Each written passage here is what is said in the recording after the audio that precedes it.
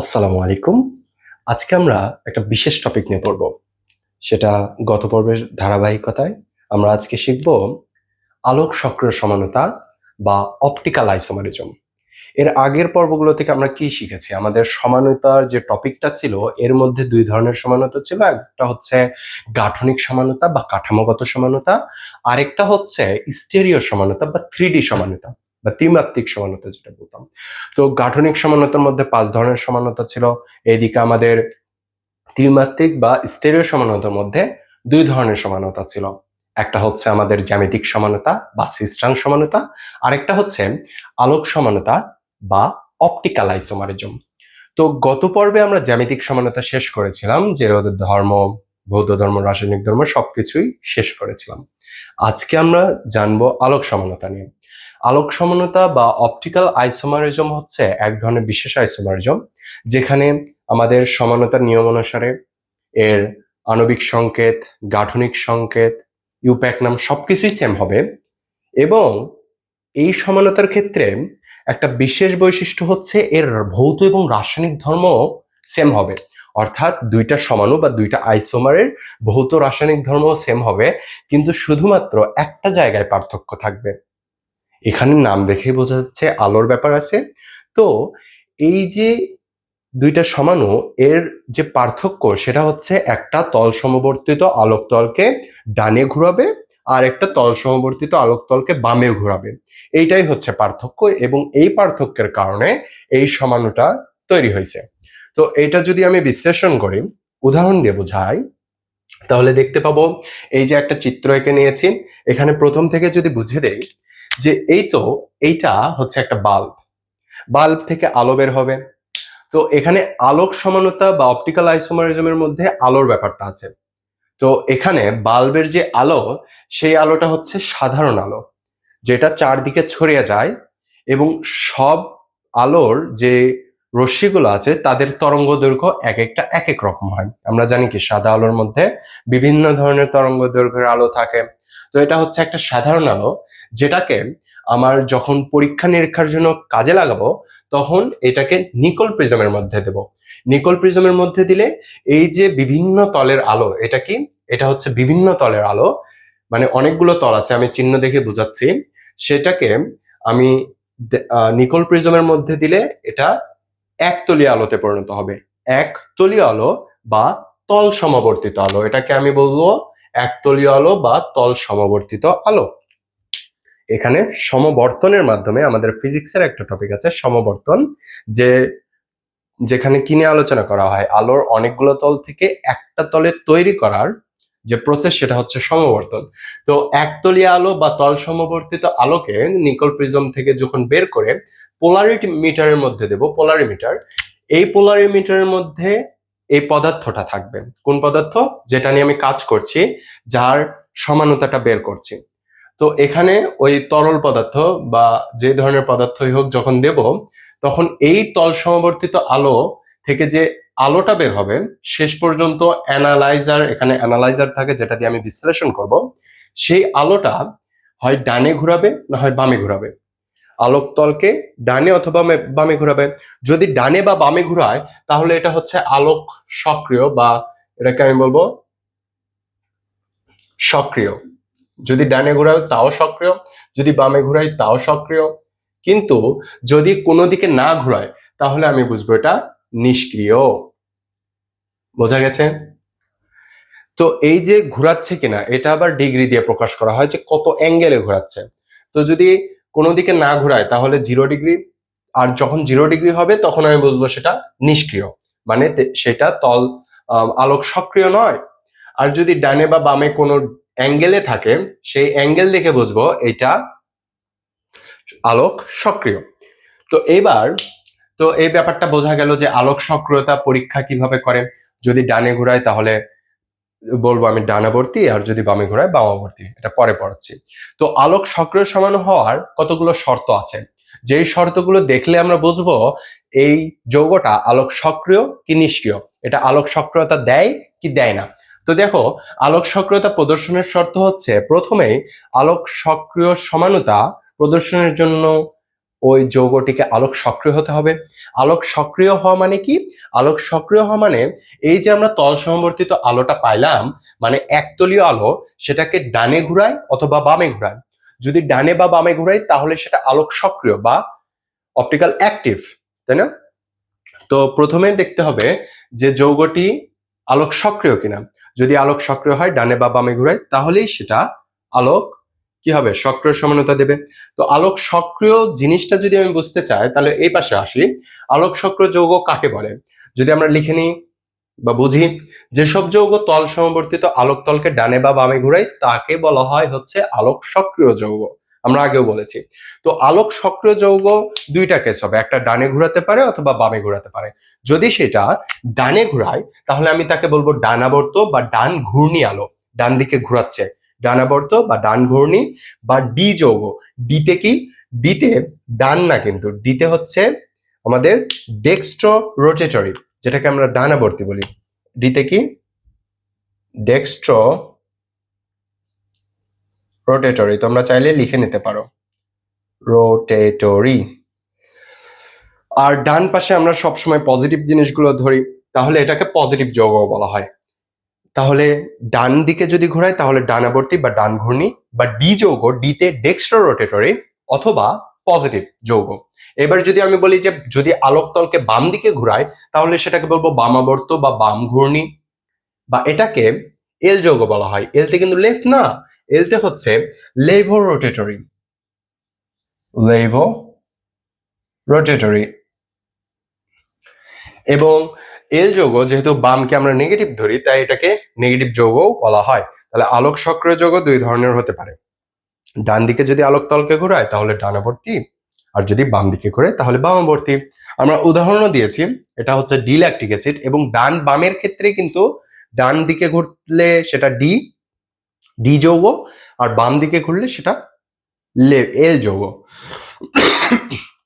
তো দেখতে পাচ্ছি যে একটা চিত্র এঁকে নিয়েছি, একটা হচ্ছে ডি ল্যাকটিক অ্যাসিড, এটা হচ্ছে ল্যাকটিক অ্যাসিডের গাঠনিক সংকেত। এইটা ডি ল্যাকটিক অ্যাসিড এবং এটা হচ্ছে এল ল্যাকটিক অ্যাসিড, এটা পজিটিভ, এটা হচ্ছে নেগেটিভ। তো ডি ল্যাকটিক অ্যাসিড হওয়ার কারণ কি?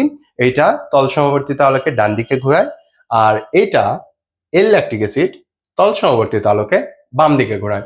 তো তল সমবর্তিত আলোকে কত অ্যাঙ্গেলে ঘোরায় যদি দেখি, এটা ডি ল্যাকটিক অ্যাসিড পজিটিভ, যেহেতু পজিটিভ ডান দিকে ঘোরাচ্ছে, পজিটিভ 2.24 ডিগ্রি অ্যাঙ্গেলে ঘোরায়।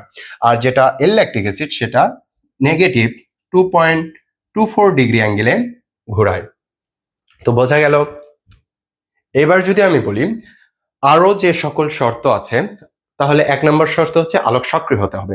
2 নম্বর শর্ত হচ্ছে যৌগটিতে অবশ্যই কাইরাল কেন্দ্র বা অপ্রতিসম কার্বন পরমাণু থাকতে হবে। কি থাকতে হবে? কাইরাল কেন্দ্র। নামটা নতুন শোনা গেলেও আমরা বুঝবো অপ্রতিসম কার্বন পরমাণু থাকতে হবে।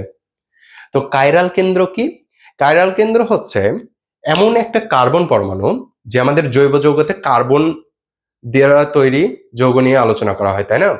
তো কাইরাল কেন্দ্র হচ্ছে সেই কার্বন, যেই কার্বনের চার হাতে চারটা ভিন্ন জিনিস থাকে বা ভিন্ন প্রতিস্থাপক থাকে, ভিন্ন মূলক থাকে। বোঝা গেল? সে কার্বনের চারটা হাতে চারটা ভিন্ন প্রতিস্থাপক থাকবে। এই জন্যই তো কাইরাল কেন্দ্র আরেক নাম কি? অপ্রতিসম কার্বন। প্রতিসম মানে কি? যার সব দিকে সমান। অপ্রতিসম মানে ভিন্ন। তাহলে কাইরাল কেন্দ্র যদি আমি সংজ্ঞা দেই, কার্বন পরমাণুর সাথে চারটা ভিন্ন ভিন্ন পরমাণু বা মূলক যুক্ত থাকলে তাকে বলা হয় কাইরাল কেন্দ্র। তো যদি উদাহরণ হিসেবে বলতে চাই যে এই হচ্ছে একটা কার্বন, এই হচ্ছে কার্বন, কার্বনের চারটা হাতে এখানে এ, এখানে বি, এখানে সি, এখানে ডি আছে, ঠিক আছে?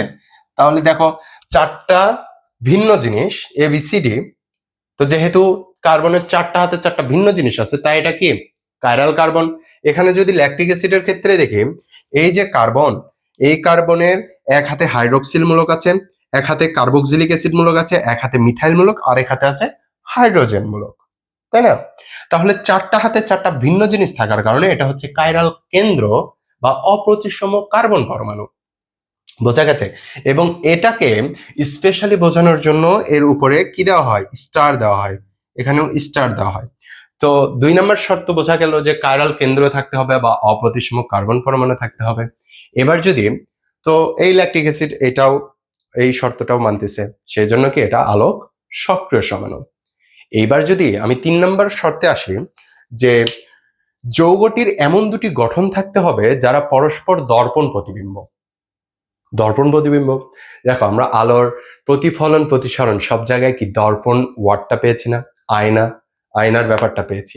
তো এখানে যেহেতু আলোক সমাণু নিয়ে আলোচনা করা হচ্ছে, তাই এখানেও আমাদের আয়না বা দর্পণের ব্যাপারটা থাকবে, মিররের ব্যাপারটা থাকবে।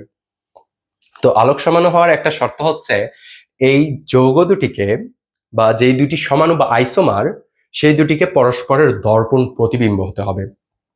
দর্পণ প্রতিবিম্ব মানে আমি যদি আয়নার প্র্যাকটিক্যালি যদি বুঝি, যে আয়নায় যদি ডান হাত দেখায়, তাহলে আমাদের আয়নার অপর পাশে দর্পণে কি দেখা যায়, বাম হাত তোলা দেখা যায়।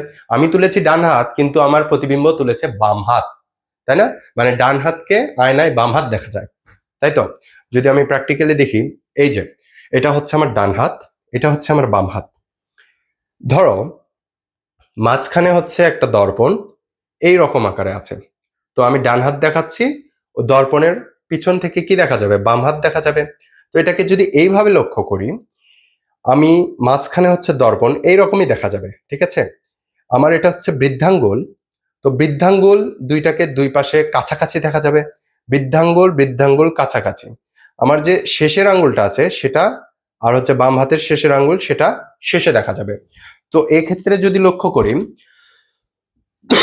ল্যাকটিক অ্যাসিডের ক্ষেত্রে মাঝখানে এই যে চিহ্ন, এটা হচ্ছে দর্পণ। তো ল্যাকটিক অ্যাসিডের এই যে হাইড্রক্সিল মূলক এবং এল ল্যাকটিক অ্যাসিডের হাইড্রক্সিল মূলক, তারা কাছাকাছি আছে। আমি যেমন দেখিয়েছিলাম আমার বৃদ্ধাঙ্গুল দুইটা কাছাকাছি, তেমনি হাইড্রক্সিল হাইড্রক্সিল কাছাকাছি। আমার শেষের আঙ্গুল যেমন দূরে, তেমনি এই পাশে হাইড্রোজেন এবং এল ল্যাকটিক অ্যাসিডের হাইড্রোজেন কি পরস্পর থেকে দূরে বা সর্বশেষে অবস্থান করতেছে। দেখো, তাহলে এরা পরস্পর দর্পণ প্রতিবিম্ব না? এইভাবে যদি লক্ষ্য করি, দর্পণ প্রতিবিম্ব কেমন হবে, এইরকম হবে, এরা এইভাবে ঢাকে যাবে। তেমনি এদেরকে যদি আমি এইরকম করি, তাহলে এরা একটার উপর আরেকটা চলে যাচ্ছে, তাই তো? এটা হচ্ছে দর্পণ প্রতিবিম্ব। তো যেহেতু এইটা দর্পণ প্রতিবিম্বের যে নিয়ম সেটা মানতেছে, আমরা বুঝতেছি যে এটা দর্পণ প্রতিবিম্ব। কিভাবে বুঝবো? যে যে পাশে কার্বনের হাইড্রোক্সিল আছে তার সাথে এল ল্যাকটিক অ্যাসিডের হাইড্রোক্সিল কাছাকাছি আছে কিনা, আর দূরেরটা দূরে আছে কিনা, তাহলে আমি বুঝবো কি দর্পণ প্রতিবিম্ব। এবং উপরেও কার্বক্সিলিক অ্যাসিড, উপরে কার্বক্সিলিক অ্যাসিড, এখানে মিথাইল, এখানে মিথাইল। তো এটা বুঝতেছি কি এটা হচ্ছে দর্পণ প্রতিবিম্ব। তাহলে যৌগটিকে অবশ্যই দর্পণ প্রতিবিম্ব হতে হবে, এবং সেটা ল্যাকটিক অ্যাসিড মানতেছে। তাহলে ল্যাকটিক অ্যাসিড কি এই শর্তটাও মানতেছে আলোক সমাণু হওয়ার। এবার 4 নাম্বার আর একটা বিশেষ শর্ত আছে, দর্পণ প্রতিবিম্ব হওয়া যাবে, কিন্তু যৌগ দুটি পরস্পর উপরিস্থাপনীয় হওয়া যাবে না, অর্থাৎ অউপরিস্থাপনীয় হবে। উপরিস্থাপনীয় বলতে কি বোঝায়? উপরিস্থাপনীয় হচ্ছে উপরে স্থাপন, উপরিস্থাপনীয়। দেখো এই ওয়ার্ডটা অউপরিস্থাপনীয়, উপরি মানে হচ্ছে উপরে, স্থাপনীয় মানে হচ্ছে স্থাপনযোগ্য। অর্থাৎ উপরিস্থাপনীয় মানে কি, যে কোনো কিছুর উপর স্থাপন করার যোগ্য। তার আগে আছে অপরিস্থাপনীয় মানে হচ্ছে কোনো কিছুর উপর উপরে প্রতিস্থাপন করার যোগ্য নয়। তো দেখো আমরা হাত দিয়ে দেখেছি যে এটা হচ্ছে দর্পণ প্রতিবিম্ব, এইভাবে এইরকম হবে। তো অপরিস্থাপনীয় বলতে কি বোঝায়?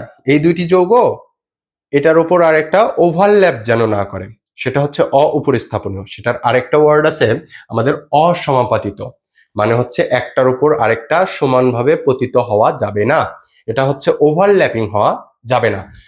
তো দর্পণ প্রতিবিম্ব হওয়া যাবে, এইভাবে মেলা যাবে, কিন্তু এইভাবে মেলা যাবে না, ঠিক আছে? অর্থাৎ দর্পণ প্রতিবিম্ব হওয়া যাবে, কিন্তু অউপরিস্থাপনীয় হতে হবে বা উপরিস্থাপনীয় হওয়া যাবে না। এটাকে আরেকভাবে বলবো অসমাপতিত হওয়া। তাহলে অসমাপতিত হতে হবে, দর্পণ প্রতিবিম্ব হতে হবে, অসমাপতিত হতে হবে, বা অউপরিস্থাপনীয় হতে হবে, তাহলেই সেটা কি হবে, আলোক সক্রিয় সমাণু হবে। তো যদি এইটার দিকে লক্ষ্য করি, আমাদের উদাহরণ দেখে বুঝবো, ডি ল্যাকটিক অ্যাসিড এবং এল ল্যাকটিক অ্যাসিড, এরা আমরা দেখেছি যে এরা হচ্ছে দর্পণ প্রতিবিম্ব। তো আমি আগেও দেখেছি যে এইভাবে এরা পরস্পর মিলে যাচ্ছে, কিন্তু এইভাবে মেলা যাবে না।